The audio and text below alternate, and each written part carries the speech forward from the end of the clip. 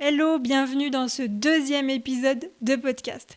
Je m'appelle Cathy Raymond, je suis graphiste freelance et je t'amène avec moi dans mon quotidien d'indépendante. J'ai filmé mon process de travail pour un client, à savoir la réalisation de son logo et de son identité visuelle step by step. Tu t'es toujours demandé comment on passait d'une idée à une représentation visuelle ? D'une feuille blanche à une multitude de déclinaisons ? Alors bienvenue dans les coulisses de mon activité d'indépendante. Les fourmis du cosmos, ce sont des petites créatures travailleuses qui accomplissent de grandes choses dans un vaste univers, le monde de l'entrepreneuriat. Entrée cosmique dans 3, 2, 1. Pour te placer le contexte, ma cliente, c'est une créatrice d'entreprise. Elle s'appelle Aline Chaguet et elle est psychopraticienne à Besançon. En d'autres termes, elle propose un accompagnement psychologique pour des personnes qui souffrent d'addiction, de troubles de la personnalité ou bien de troubles dépressifs. Donc, elle n'a aucune idée pour son logo, sauf bien sûr une couleur de cœur, une nuance très précise de vert qu'elle souhaite exacte par rapport au logo de l'entreprise de son père. Donc ça, je le note, je le garde pour plus tard dans son nuancier. Puisque pas d'autre idée sur le contenu de son logo, je propose plein de choses pour voir ce qui résonne ou ce qui floppe. Je note des idées, des mots-clés lors de notre réunion de brief. Les mots, on va dire, que je garde, c'est vraiment qu'elle est passionnée. Elle souhaite que son activité permette du confort à ses patients clients, de mettre à l'aise, de permettre un accueil inconditionnel, un sentiment de cocon, de détente. Elle veut du chaleureux, mais du classe, de l'efficace. On parcourt ensemble des créations que j'ai pu réaliser pour d'autres clients afin de voir quel style graphique lui parle le plus. Et là, son avis est très tranché. À ce stade, il est plus facile d'identifier ce qu'elle n'aime pas que l'inverse. Mais il n'y a aucun problème avec mon process, on avance pas à pas. Donc suite à la réunion de brief qui a duré à peu près 1 heure, je lui propose de prendre quelques jours pour explorer sur Internet ou dans la vraie vie des logos et de me les envoyer quand il y a quelque chose qui percute, quand il y a quelque chose qu'elle aime bien et de me dire pourquoi. Donc voilà, je lui propose de faire ça avec 3 ou 5 logos et ça va me permettre d'affiner encore un peu plus ce dont elle a envie. Alors là, on entame une phase qui est le griffonnage sur papier ou bien la phase de croquis. Donc j'essaye d'explorer les lettres déjà pour m'approprier les lettres de son prénom, de son nom de famille. J'essaye de voir comment ajouter une notion de cocon, par exemple en mettant des cercles au-dessus de la typographie, ajouter beaucoup de rondeur pour créer comme un cocon protecteur autour de la personne. Donc là, je suis sur une dimension plutôt symbolique. J'essaye de tracer des lignes aussi avec des barres horizontales. J'essaye également de créer un sigle avec ses initiales. Ici, je suis dans une exploration intuitive sans notion de performance. Je commence mon trait sans savoir où il va terminer. Peut-être qu'aucune de ces explorations n'aboutira, mais je ne jugerai cette phase que dans un deuxième temps. Ça me permet d'être pleinement dans l'exploration créative. Donc dans cette phase, j'ouvre un document vierge sur Illustrator. Je prends les logos préférés de ma cliente. J'intègre également les croquis que j'ai dessinés. Je lui ai également proposé de m'envoyer sa signature écrite afin d'explorer la piste de créer un identifiant unique à l'aide de sa signature manuscrite. Donc j'intègre tout ça dans le document. Et ensuite, je vais redessiner par-dessus mes croquis. Donc je redessine sa signature, je crée des variantes. Je crée plein de déclinaisons que je jugerai plus tard pour savoir si ça marche ou si ça marche pas.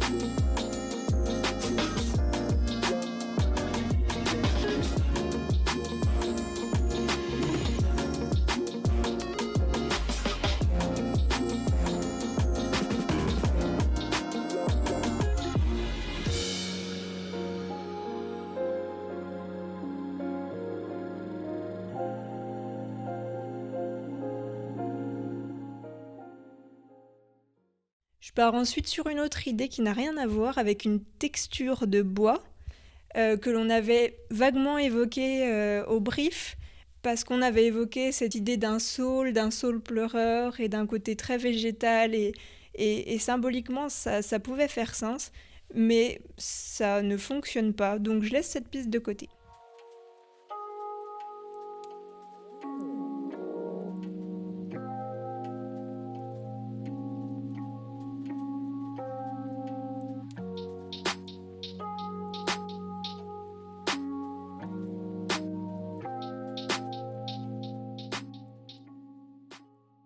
Ensuite, je pars sur une nuance de pêche, car c'est un fruit doux qui pourrait, je pense, bien représenter son activité.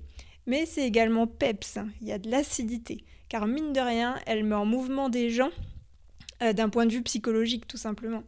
Et ça pourrait s'associer, pourquoi pas, avec le ver végétal du logo de son papa, le ver et la pêche. Je me dis, peut-être une piste intéressante.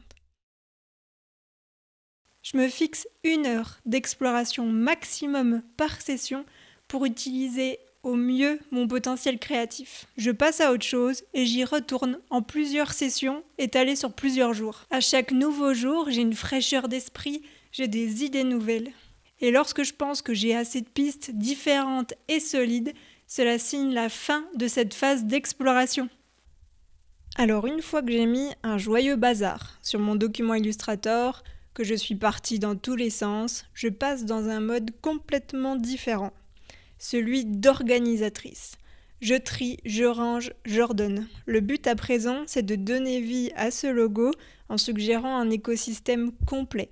Des typographies, un nuancier, la création d'un pattern afin de créer un identifiant unique, et ce pour les 3 propositions différentes. Une fois que mes 3 pistes de logo sont bien organisées et complètes, je prévois une visio avec ma cliente afin de lui présenter et de lui expliquer ma démarche.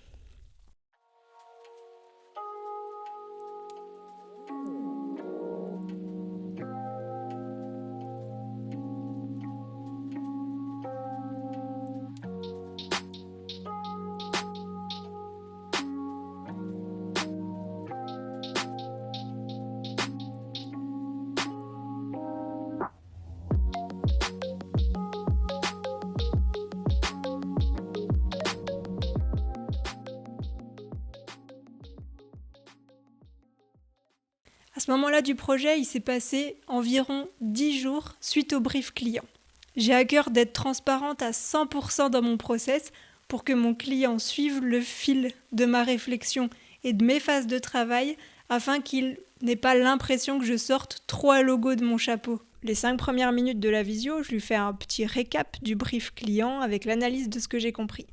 Ensuite, je passe à peu près 5 minutes à lui montrer mes petits griffonnages, mes croquis, les directions qui ont été sérieuses et creusées et les directions que j'ai abandonnées. Et vient l'étape la plus sympa pour le client, je lui montre les 3 propositions. Je lui explique pourquoi j'ai fait tel ou tel choix. Je lui donne la symbolique pour chaque couleur choisie, pour chaque typographie choisie et pour l'ambiance générale de son logo. Je lui demande ses retours à chaud, si des éléments lui parlent plus que d'autres, et je ne lui demande pas de décision tout de suite, car je lui envoie les 3 pistes par mail après la visio et je lui propose de mener une réflexion de plusieurs jours pour maturer sa décision et ses éventuelles demandes de modification. Comme notifié dans le devis, on est sur une formule avec 3 propositions de logo différentes et 3 phases de modification.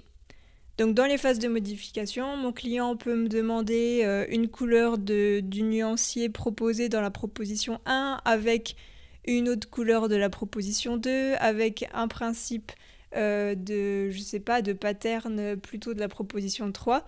Et voilà, on va pouvoir mixer les éléments, bien sûr, avec toujours en tête la cohérence et pourquoi on fait ces choix-là. Donc là, j'ai un vrai travail d'accompagnement pour lui dire « Ok, cette idée, elle est intéressante, mais par contre, elle sert ou alors elle dessert ton message. » Donc on alterne entre les demandes de modification, moi je les valide ou je conseille de faire autrement, et ensuite on avance. Donc je redessine des éléments de sa signature suite à sa demande. Je lisse le tracé pour que ça fasse moins manuscrit et que ça fasse vraiment très propre. Je redessine la boucle. J'ai également modifié le nuancier en mixant des pistes différentes. J'ai modifié une typographie pour la mettre sans sérif pour la 3e ligne pour plus de lisibilité en petit. Il faut savoir que cette phase, elle a permis à ma cliente qui ne savait pas quoi mettre sur son logo de lui proposer différentes choses.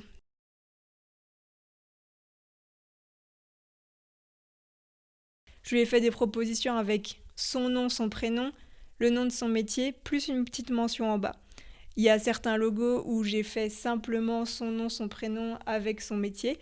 Je lui ai permis de faciliter son choix, là où elle était un petit peu perdue au démarrage sur quel est le texte que je vais acter dans mon logo. Puisqu'elle est partie sur la piste 1, la piste avec la signature, avec un tracé qui est irrégulier, donc un petit peu épais au début du tracé et fin à la fin, je lui propose de partir sur un système d'identité visuelle avec des pictogrammes qui vont illustrer son activité et qui vont utiliser le même principe de ce tracé signature afin d'être pleinement unique et reconnaissable. Donc, idée qu'elle accepte et que je décline notamment sur ses cartes de visite.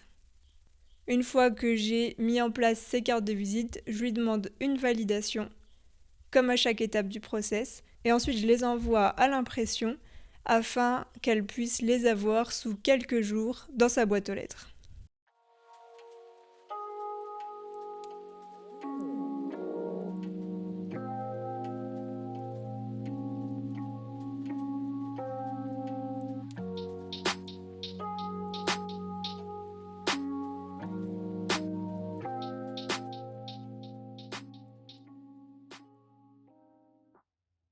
Toujours pour apporter cette petite touche supplémentaire d'humanité à son identité visuelle, je lui propose au dernier moment d'ajouter une citation.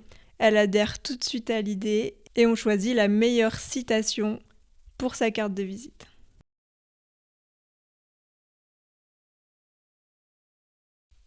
À présent, la prestation est terminée. Une fois que j'ai eu toutes les validations au fur et à mesure, plus la validation finale, j'envoie à ma cliente tous les éléments dont elle aura besoin pour se servir de son identité visuelle et de son logo seul.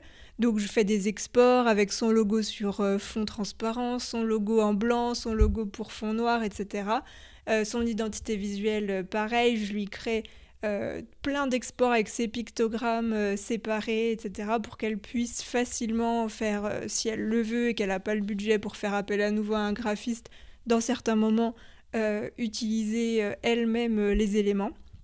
Bien sûr, moi je les garde sur mon ordinateur si elle me sollicite par la suite pour gagner du temps et pour créer de nouveaux supports de communication avec tous ces éléments qui sont créés et archivés dans mes dossiers. Et voilà, ce 2e épisode est terminé. J'espère qu'entrer avec moi dans les coulisses de mon métier vous aura parlé. En tout cas, n'hésitez pas à mettre un j'aime sur la vidéo et à vous abonner pour avoir une notification lorsque je sortirai le prochain épisode. À bientôt! Les fourmis du cosmos, ce sont des petites créatures travailleuses qui accomplissent de grandes choses dans un vaste